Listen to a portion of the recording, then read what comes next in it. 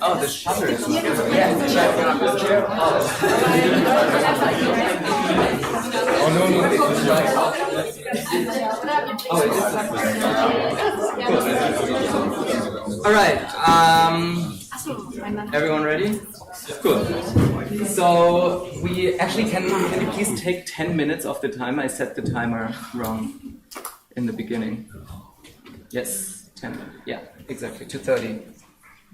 That's perfect. Thank you. All right, so welcome everyone also from my side. Today we are introducing what we call design-led research. Is mainly, in my educational background, whatever you may call the first part of the process, if it's understand, if it's empathy, if it's research, if it's qualitative research, if it's, whatever you may call it. We want to call it design-led research because one of the aspects that some of you have already experienced with the design probes that the coaching team prepared for you for the first project. Going into research with a more creative approach than standardized, ethnographical or social scientific methods is basically what we're doing in design thinking and focusing in a very strong way, of course, on qualitative research. So knowledge generation at every step. So when you talk about design, when you talk about research, right, we basically been through that 6 steps process, and most of you have already been through 2 rounds of that, one in DCAMS and in the first project. My question to you is, in which phase did you did your research? When we talk about research, where do you think it happens? Yes. Very much in the understanding and observing part when you talk to people, when you actually look at people, like look up things, how people move, talk about it. Right. Yeah. So a lot about doing the understanding and observe phase. Okay. Yes. Thinking about it, I feel that actually all parts of it are somehow research, because it's also research to, for example, build a prototype, see it's not working, and go a different direction, or test the prototype and then get the feedback and see, I need to change some stuff. So actually, I perceive all the process to be somehow research. Who disagrees with this statement? Is there anyone who disagrees with this statement? Okay. Don't really disagree. I think, all the process is research, but it is just very concentrated also in the observed part. So that's like the highlight. I think it depends a bit how you define research, honestly. Yeah. And how would you define research? Coming from an artistic background myself, I feel that research does not necessarily have something to do with facts or accumulating of data. But at the same time, so it can be also very much research, as you said, of like being busy with the material. But for example, when I think of defining point of view, I'm not sure, I'm more in discussion also. So far I've been in discussion with my peers of like, what do you think is that? That's more like a defining of something. I'm not sure if that would be research. I think that would be my, Yeah. But in reality, research I agree with you, it depends on your definition. But in reality, research can be done throughout the whole process. And today, what you will do is you will learn four ways or 4 different methods to do research, and it's not limited to only one particular phase. It could have been tackled or could have been used in different various phases as well. So with that in mind, of course, there's a lot of focus into research in the early phase of the process, right? In the understanding and in the observation part. But don't limit yourself just to this phase. Even when you are doing your point of view, you actually can do research, and there are many other research method that can be adopted even after you define your point of view, for example. Of course, over the basic track, you will definitely learn how to also look into that different ways of doing research along the way. But the goal really, why we do Experience Day today, is because by next Friday, so on Tuesday, you'll come in, you'll be in new teams, but you will work on the same challenge. So if you have been working on the elderly experience, dating experience for elderly, then you will be tackling the same challenge, and then those who are doing long distance will do the same challenge. So hopefully what you learned today, we hope that you will internalize it and you try to apply it next week when you are in your new teams. So Tuesday you'll be in your new teams, but by next Friday, we hope and we wish that you have already identified key stakeholders or even experts that you can already start to do interviews with. That you would also define and investigate potential user groups. I know some of you have mentioned, like, there's no elderly people here in Griebnitzsee. Are we in Griebnitzsee? Yes. No elderly people in Griebnitzsee. Yeah, I mean, that's a good reflection. That's a good thought. I mean, you already reflected on that. So then my question to you is, hopefully after today, you know where to find them. You can be a little bit more resourceful. Most of you have been in Berlin for quite a while. So I'm sure you know where to specifically look for this target group of people and then engage them in the observation phase. Last but not least, hopefully by next Friday as well, you will try different methods of getting new findings or new learnings about the user groups. So far, when we talk about design thinking, what are the 3 common methods that we have shared with you? Can you guys remember that?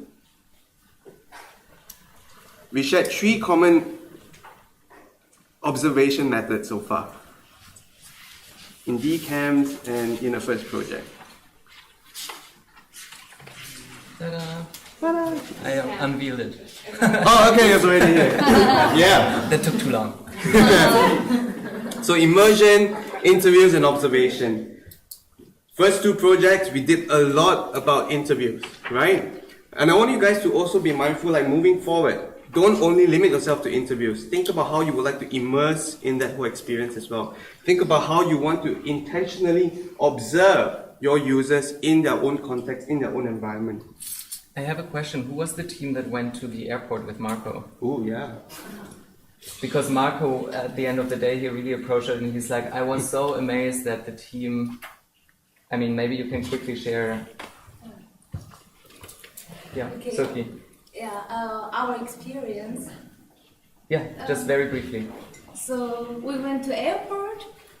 We met one couple. They really say goodbye each other. The moment really sad, and we thought, oh, that is our goal. So we waited, and the woman was say goodbye with her boyfriend. We went to them. Could you explain an interview with us? Her emotion was not good for interview. But the other time we met an old couple. They had a long distance relationship, and it was really nice to get a long source from them. Yeah. So what Marco highlighted to us is that with that couple breaking up, even though they said, please don't interview us, there was a lot of body language, a lot of facial expression, etc. that was very clear that there was some sort of maybe ending of a relationship happening. So really don't underestimate observation techniques. Yeah. There's so much that you can learn from simply observing, and that's why the shadow coaching program is about shadow coaches observing coaches and participants interacting with each other. I like to build on that as well. And I really like about that team, you observe that these 2 users, they say goodbyes, but you guys didn't stop there. You took the courage to approach them, which a lot of teams would say, maybe they're a little bit, not in a good mood to talk to. But you, despite all that, still approach them. And which is something I want you guys to also know. Like sometimes, it's fine to approach people. The worst you will get is, no, I'm not comfortable talking to you. But if they are comfortable talking to you, you would have also really interesting stories to share with your team. So I challenge you, after observing, whatever assumptions that you have in mind, they're not ready to talk to me, they don't want to talk to me, put that aside. Just ask that one question, hi, can I spend a few minutes to talk to you? The worst case scenario, no, I'm not comfortable talking. Yes, then you get something really interesting from there. Cool. So about design lab research, right? So one thing that I think, in my opinion, is rarely highlighted is that design thinking is not a thing in itself as a new invention that just came out of nowhere, right? Design thinking draws from many different disciplines, and especially the research part draws from many different disciplines where we're combining methods and where we're altering or adapting methods to a purpose that has a more creative and maybe less standardized, less scientific and less predefined way of collecting findings, stories, data also. So if we're looking into ethnography and anthropology, the entire idea of immersive, experience and research, the entire idea of observations. If we talk about social sciences and, really deep dive interviews and understanding social dynamics between people, also, of course, to some part through observations and maybe even lab experiments. If you talk about market research and business, of course, market research companies, what they do is they define trends and they define the key users and the ones who will spend the most money. Of course, there's lots to learn from traditional market research, but what is market research mainly based on is numbers, right? It's facts. And quantitative arguments. So we're drawing parts of it into design-led research, but transforming it also. And that also goes along with, and yes, we are located at the HPI and we do have HPI students here. So big data and computer science, of course, may not be underestimated when it comes to the ways that we can collect data, right? What's specific about design-led research is that it never claims to be 100% scientifically validated. And this is the tricky part when it comes to, selling design thinking as a new company culture or in regards to developing a new project in a new different way, that there's always lots of hesitation from leadership and from the also traditional, numbers-based business kind of perspective. Yeah, but if we only ask 7 people, then what's the reason that doesn't represent anything? The thing is, it will represent the human real-life experience much more than an abstract number that represents maybe 75% of a population that may be interested in a thing and neglects the minority part of everyone else who may still be 25%, right? So, So we're looking into actually merging research methods and also implementing design in regards to the physical props or probes that you can also use and should also use, and that can be simple artifacts. So how can you, now this is an open question again, with your individual expertise that you're educated in and disciplines, contribute to design-led research?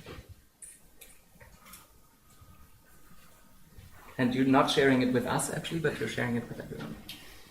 Well, I think if you don't know anything about this specific topic, and you know there's someone else in the group who knows about it, you ask him, because he might think, oh yeah, everyone knows. Let me repeat the question. How can you, with your background, contribute to design-led research?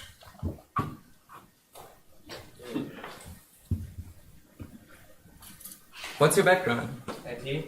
Okay, so have you done any kind of mass, surveys or algorithms to collect behavioral data in regards to how websites are being used or stuff like that? Some big data, some automatic testing. There you go. A/B testing or something. You can be a design-led researcher. Who else? Yeah. I did my bachelor thesis, I did a qualitative research about happy moments in a holiday context. Actually, at one point, I did the whole qualitative research process, and so actually. So you probably know a lot more methods as well. Well, at one point I did probably, yeah. No, but yeah, somewhere in my head there's still something. Okay. Who else? I have a background in law, and we do a lot of researches by just reading books, reading magazines, Nice. and stuff. Yeah. And how does that transform into insights or into findings? I think that by reading you can learn so much, because there's always a discussion between different magazines, between different books. Mm-hmm. So I think. Cool. So it's already comparative. Yes. Yeah. And opinion-based often. Yeah. Ben, you wanted to say something? My background is in fashion, so we talk a lot about communication, both subconscious and unconscious, through the clothes that you wear, and therefore just generally looking at people's clothes and the way that people act. I think my observation is quite good and how people respond to each other. Cool, yeah. So that's really the design perspective then as well about the artifacts and how they define our behaviors and design us back, right? So that's a good perspective and experience to have actually. All right. Yeah, please. I worked a lot with eye tracking, and eye tracking can also comparing gazing paths from people. You can see, it can just a way to look into the mind, I think, to see the kind of different way people observe pictures, observe just the screen or whatever. And I bet once you have done this very, precisely, you could also even consider doing that without the devices in some way, observing behaviors in the way that makes it easier. Yeah, of course. But... I know, but you can, sure. Yeah. Okay, cool. Let's go through a couple of examples quickly. Yep, sure. So what happened is Bank America, back in those days, before we have apps and smartphone, they were trying to redesign the banking experience or basically coming out with new products and services. And what the team did was they went out and do a quick observation. And what they observed is, okay, let me talk about how they did observation. They just don't observe a user just for 5-10 minutes in that context.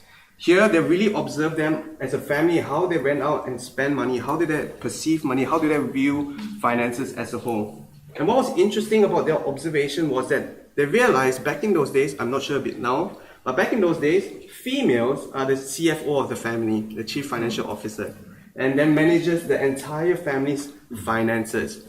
Also, through that observation, they realized there's an extreme user there, and then it's the single mothers.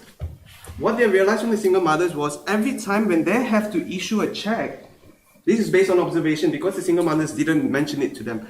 This is in the United States, that's why there's checks. Yeah, isn't here? Oh wow. Okay, so in the States then.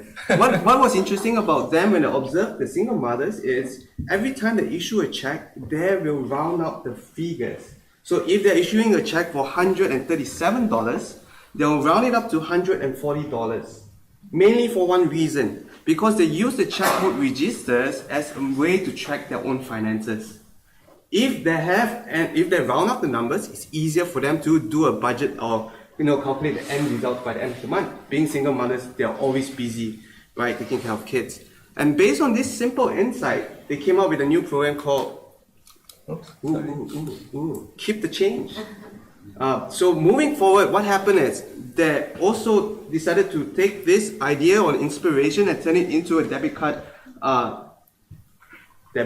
thingy, right? And every time you make a purchase, it automatically rounds up the number. And with the differences, they will help you to save the money. So if you're going to buy groceries today, you go to Edeka, you pay $11.50 for groceries, the debit card will automatically round it up to 12 and 50 cents will go into your saving accounts. And just this simple fact alone, since its launch in 2005, that was like 18 years ago, it has already gained 12 million customers and 69% of them are new customers. And it helps achieve $2 billion in saving in just 10 years, 13 years. So the powerful fact is, I want you guys to notice, based on observation, they saw this. Because what happens in most situations is, users don't even know they are facing a problem. They're so used to doing that on a day-to-day basis that they won't be able to tell you, oh, that's the reason why I round up the numbers. And it is your role to really observe in this tiny, really, really tiny stuff. And then dig a little bit deeper into that and why they're doing what they're doing. Yeah? Cool. So talking about immersion and ethnography, right? This is a project that's called Advancing Financial Inclusion. Continuum is a consultancy that works also, for example, for the World Bank in the United States. And this was a project about the financial inclusion and access to finances in impoverished communities in some area in Pakistan, specifically facing, and that was due to the immersive experience that the research team had, specifically facing illiterate women. Again, we're talking about women running the families in this also maybe more traditional type of cultural setup. And the research team spent weeks and weeks living there, yeah, to understand the way, again, how do people perceive finance? How do they use other types of transactions to actually communicate with each other and gain benefit to keep their family sustained? And the major constraint here was people cannot read. So many of them don't have a bank account, don't have access to any type of digital tools to actually access money, and if they make the journey to a place where they can access bank account, they can't operate the bank accounts because the displays are based on words. So with this immersive and ethnographic research that this team from by Continuum did, as you can see, they built very, very simple cardboard displays or interfaces and are testing the graphic design of those interfaces. It's not, do you like this or not? It's not, can this app help you or not? It's about, do you understand what this interface wants from you as an activity or not, without words, right? So again, this is also just a set of different activities as instruction, for example. First do this, then do that, then do that. And yeah, they were really kind of engaged in that fact that these were illiterate women, and they wanted to create something that those people can use. So, and I bet if you had done a quantitative analysis of who's using money and who's not using money and why are they using ATMs or not, these would definitely have been among the probably 13 or 25 unrepresented percent, and someone else would have come in and designed a new fancy looking, I don't know, terminal that can move around in an autonomous car. Great, cool, I don't need that, but they probably don't need it either. So yeah, always think about really that specific extreme context as well in which you can move, and you know, if you are eager to actually have an impact on humans and on society, then yeah, designing for minorities in that sense is always a very, very interesting starting point, because from there it can always be scaled as well into, yeah, let's say mainstream applications. So we're going to quickly talk about quantitative and qualitative research method, and some of you have already highlighted about some quantitative methods, using technology to observe behaviors, doing A/B testing as an experiment. So there are ways to do quantitative research. One of the easiest ways is to do also an online survey. But the goal is to capture specific criteria, to know what they're doing, how long are they spending in a certain location, where do they go, and you know, things like that. And then when you look, and it's always talking about predefined patterns, you know, asking them like, hey, are you single? Are you attached? Are you in a relationship? Or are you in a long distance relationship? Very specific indicators that you're trying to look for. And it's always based on theories and hypotheses, and it is always to confirm a pre-given answers. In a nutshell, it's about validating what, when, where, and to validate if people behave or think in a certain way. And it's very different from why you do qualitative research. Yeah, so all of those, what, when, where, if, are basically finite questions, right? Yes or no. So many times I do that, I never do that, etc. But if you go into qualitative research, and you have already experienced it now, the way that we approach it here, if you go into deep dive interviews, for example, with experts or with the people around you in the social context, users of a specific type of interaction service that's provided, if you observe people, if you immerse yourselves, you know, live with your grandmother and ask her about dating, right? If you use cultural probes and design probes to interact with people, these are all ways to elicit different, much more human and much more experience and life experience based insights, rather than 95 out of 100 people said that our new Olay skincare is cool.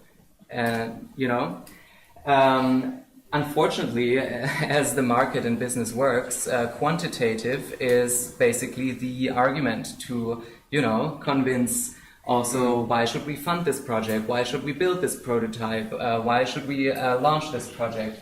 So what we want to know here is, with qualitative research, you understand opinions, you collect statements, you can understand mindsets of people, right? You have an open and flexible approach. It's not a research plan necessarily that has to be followed step by step, otherwise it's invalid. You will adapt it during your ongoing research process, and that also includes stuff like building prototypes, checking back with others who may be specialists, and also testing things, right? And the subject is always actively involved in the research project, and individual opinions are wanted, right? So this is to identify patterns and indicators why and or how people behave and think in certain ways, right? So you see the comparison of the very kind of finite versus the infinite kind of approach. And one thing that I want to add here is, of course, also the idea of group discussions and focus groups, right, that may not be underestimated. And again, we're 100 people in this room right now, almost. So, I mean, there must be specialists and users and extreme, experiences in many different aspects already. So setting up a focus group, putting together a really deep questionnaire and being able to capture those. Also, interactions between the people is really, a very interesting way to go as well if you want to do research. You wanted to say I just wanted to chip in really quickly. Even though it's true that in the business world, quantitative research methodology is still the big winner. There's a new trend, and there are some changes. For example, at the University of Arts, where I studied, our professor for strategic marketing, he cooperated with consultancies, and there was this big name coming up. It's called story listening. So instead of storytelling, where you just create a brand experience, whether you want to reposition yourself on the marketplace and whether you want to understand why you're doing that, who your customer is, you would use actually just design-led interview observation methodologies and filter that data with quantitative tools at the same time to really understand, and they call it the world view of the customer. And they kind of want to align, in like the perfect world, they would align their employer branding, employer point of view with the point of view of the customer, so they can really understand and engage the brand internally with the brand externally. That was interesting. And that's exactly the key. That is exactly the key. So there is a trend.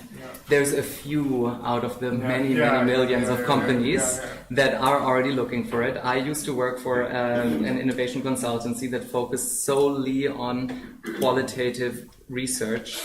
And the key, as you just said it in a side note, is it's the combination of both that makes the good research. It's not that we're saying quantitative research and market research is bullshit. No, but this is kind of the misconception often about design thinking, where it's like, oh yeah, and you go and talk to a couple of people and that's not research. But if you do it right, you're doing it right. And don't forget to include in your research, in your interviews, to ask a couple of, are you in a long distance relationship, or do you have an experience with dating at your age, Of course, you need to set a couple of criteria. And again, if you're using this community and you have 80 voices and you send out a questionnaire with 2 questions, a quantitative and a qualitative one, you will gain probably a lot of very valuable information. And you can put both the number, 85% of our cohorts say this, and a general pattern of that we observed in this regard is that, right? So we will share the slide deck, and there will be more information on this chart here. So how should we actively approach this? So when you talk about finding knowledge, where would you start to do your research? Online. Okay. Yeah. How? Google search engines. Exactly. So it's so easily available for all of us, and yet sometimes we don't look into picking up our phones and then doing a quick research. Oh, where can I find some elderly people that we can talk to? Oh, what are the percentage of people in a long distance relationship? There's so much information that you can get just by taking out your phone, going to Google, and then start searching for it. You don't have to spend a lot of time doing that. You know, doing just 5 minutes before talking to a user already helps you to gain a different lot of perspective before asking them questions. And I like to build on what you guys just mentioned. Really, it's about balancing between both quantitative and qualitative all the time. Doing that simultaneously if you can. It really helps to give you a bigger picture about what and how, when, why people are doing what they're doing, and give you a strong supporting fact about why you should pursue in that particular direction or not to even pursue in that direction. Because if you think about it, sometimes when a project partner comes to you and say, hey, let's focus on this direction, but then you realize, based on your quantitative research, that heading to that direction may not be something feasible for that company or for solving that challenge. You need that results to back you up why you want to pivot in your design challenge. Why would you want to reframe your design challenge into a different angle? And the quantitative results or even desktop research will help you to back up your reasoning behind that.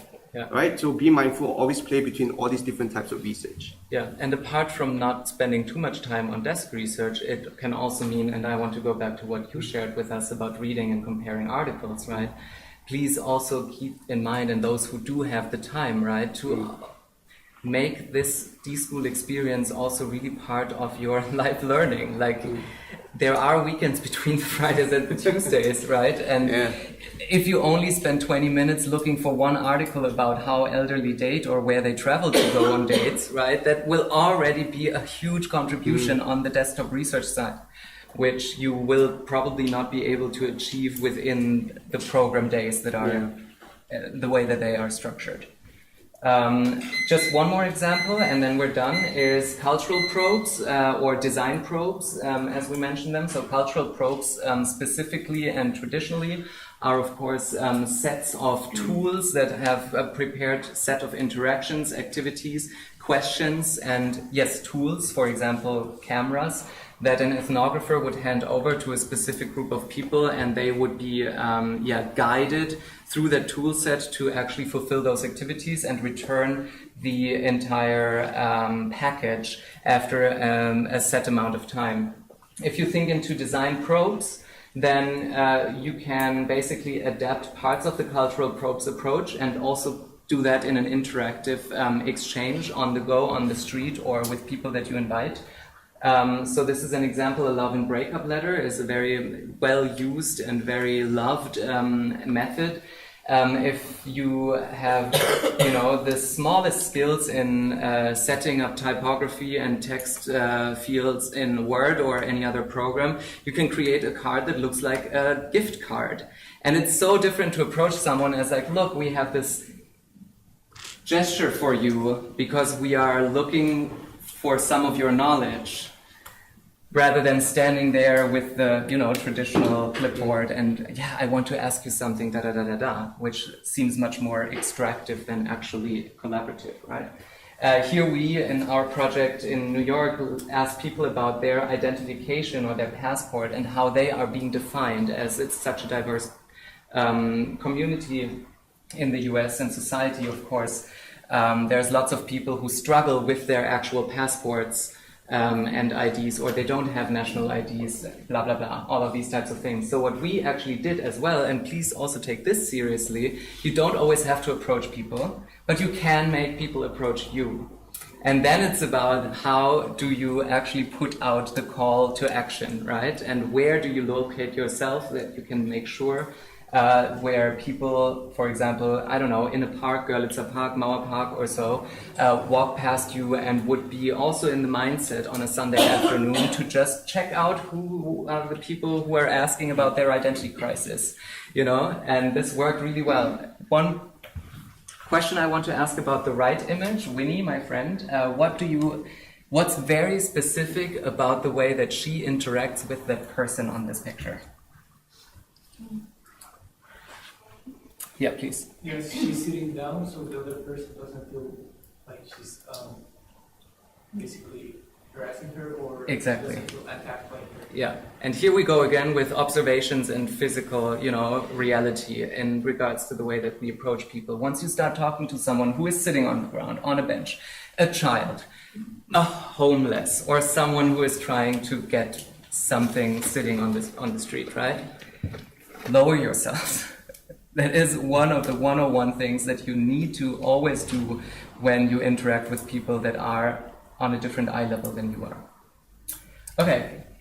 So we talk about doing online survey, and then there's so many platforms that you can tap to.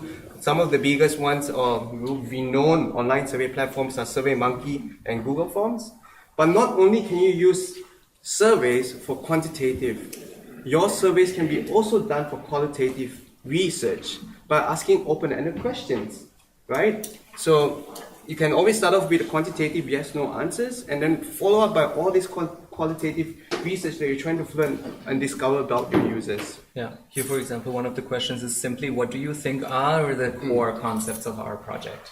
Yeah. You know, it really the question was really about whether or not someone did understand it the same way, the project that we proposed. And just very briefly, you have hopefully also seen that we put up a reading about different research approaches from the 101 Design Methods book by Vijay Kumar, which is not only about research, but about the entire project development and even towards implementation and strategy. Methods book. There's also the Delft Design Guide, and I'm holding them up as well for you to show you that we have those books. So apart from the experience day and whatever we offer you, please take it in your own hands physically and look. There are hundreds of method collections out there. You can look into these books, you can take pictures of these books, you can read those descriptions, which will be so much more detailed because they are published and, you know, have credentials behind them than always depending on the coaching team and us for just the quick 2 minutes while we're waiting for coffee. Right? So Yes. we have those books. But never bring them home. Never It's take them supposed to home. be here. Yeah. Universal Design Methods. These are 3 big recommendations that coined my personal education. All right, so we're a little bit over time already. There were, I think, 2 burning questions or comments. One question about the qualitative research via forms. Do you have any experiences of the fill-in rate? Because usually if there are 2 open questions, people won't bother answering them. So is it at least successful? It's cool because we discussed exactly that. On that level, you could even think about, I sent it out to 100 and only 12% responded, right? I mean, that may not be an insight that is actually helpful to the advancing your project, but this is still how you can draw data from an unanswered survey.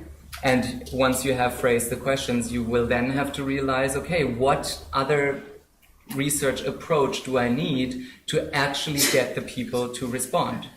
Right, but it usually takes really little time to set up a questionnaire and send it out. It's still 12% of response are still data. 1% of response is still data, better than none at all. Yeah.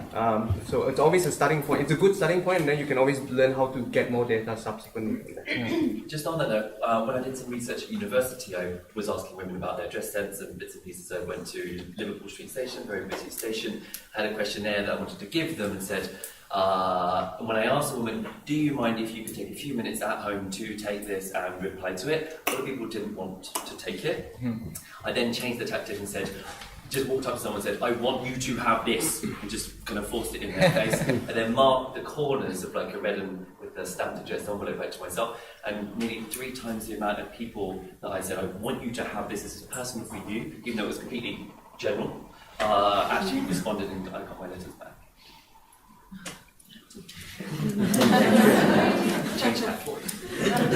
Last comment from this side? Yeah, I also want to share a book recommendation about biased answers to questionnaires. It's called The Mom Test.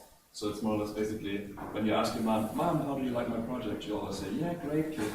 And so it's more or less like telling you how to ask questions so that your mom really replies to you, well, honey, great idea, but nah. You know, so that's a good book, The Mom Test. Is it the mom test or the T-school test? Sorry.